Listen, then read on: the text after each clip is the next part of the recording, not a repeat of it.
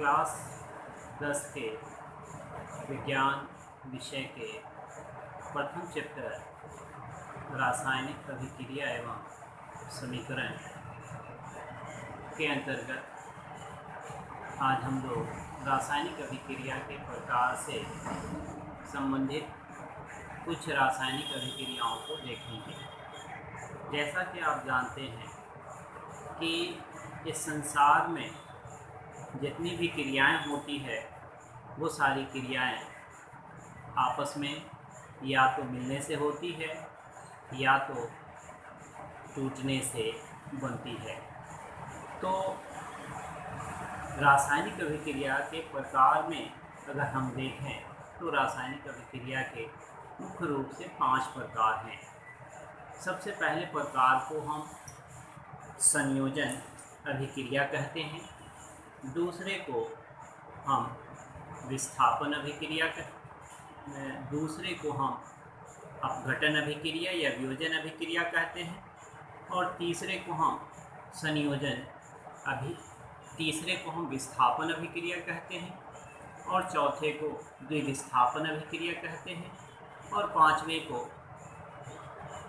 उपचयन अपचयन अभिक्रिया कहते हैं, जिसे हम इंग्लिश भाषा में फर्स्ट केमिकल रिएक्शन का जो टाइप है उसमें पहला है कॉम्बिनेशन रिएक्शन, दूसरा है डीकम्पोजिशन रिएक्शन और तीसरा है डिस्प्लेसमेंट रिएक्शन, चौथा है डबल डिस्प्लेसमेंट रिएक्शन और पांचवा है रेडॉक्स रिएक्शन।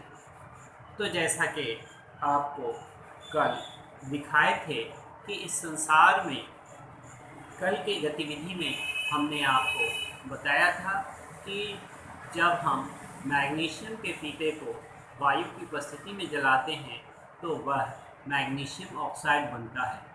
तो यह जो अभिक्रिया हमने आपको दिखाया, यह अभिक्रिया आपको संयोजन अभिक्रिया का था। अब आइए अभी हम एक संयोजन अभिक्रिया से संबंधित एक छोटा सा जो हर घर में यह देखा जाता है यह अभिक्रिया, उस अभिक्रिया को हम करके देखते हैं। देखिए, ये जो हमारे पास माचिस की तीली है और तीली का यह जो ऊपर वाला हिस्सा है ये काले रंग का है और यह काला रंग को केमिस्ट्री की भाषा में कार्बन कहते हैं। यह जो कार्बन है, इस कार्बन को वायु की उपस्थिति में जलाएंगे तो कार्बन डाइऑक्साइड बनेगा।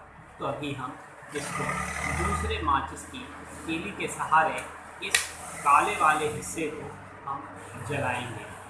तो देखिए, हमारे पास ये काला कार्बन है और इसको हम जलाएंगे तो यह भी आग पकड़ लेता है और यह भी कार्बन डाइऑक्साइड बना देता है और यह जो धुआं निकल रहा है तो यह कार्बन डाइऑक्साइड है। तो सबसे पहला अभिक्रिया जिसको आपने देखा कि कार्बन को वायु की उपस्थिति में जलाने पर कार्बन डाइऑक्साइड बनता है। तो आज की गतिविधि